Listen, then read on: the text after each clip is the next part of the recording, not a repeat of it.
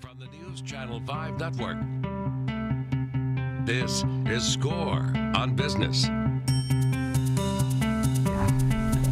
Hey, welcome to Score on Business. I'm Pete Hendricks, your host today.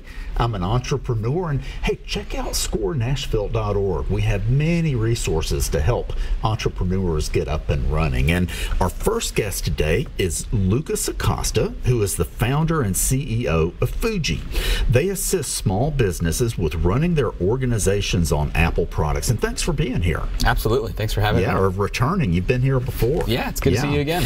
Okay, so, Lucas, is no secret that I'm a big believer in entrepreneurs working with MSPs like Foojee to help manage their IT.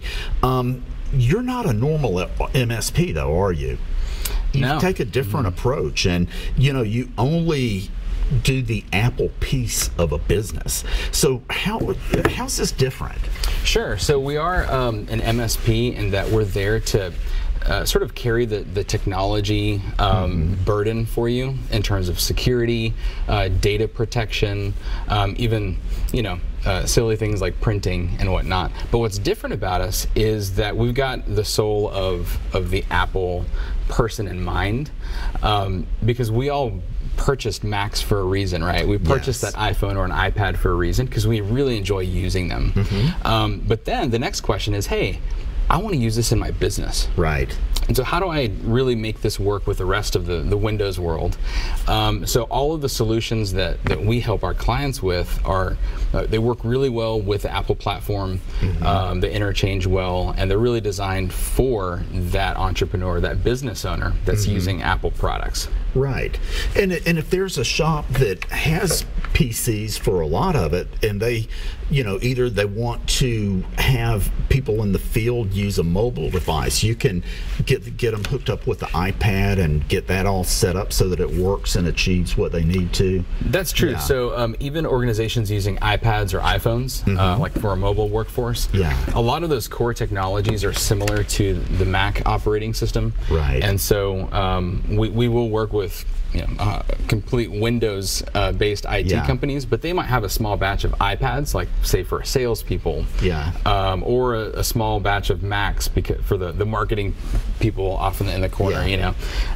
So we'll work alongside of a traditional IT department. Right. We play nice. We can talk the same language just to make sure that their Apple devices are upholding the same security compliance, data protection requirements that the organization needs. That makes a lot of sense. That makes a lot of sense. So my take is that Apple products used to be safe from a cybersecurity perspective, and maybe that's changed a little bit. Can you elaborate? Sure. So with the Mac's growing popularity, there is more there are more security threats on the Mac now.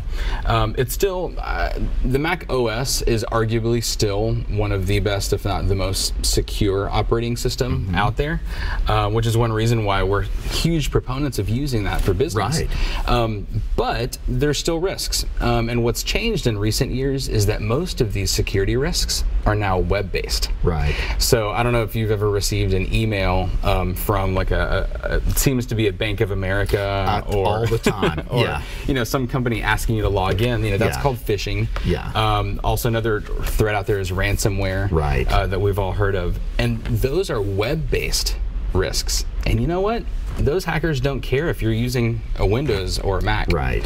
And so that's what we help our clients navigate.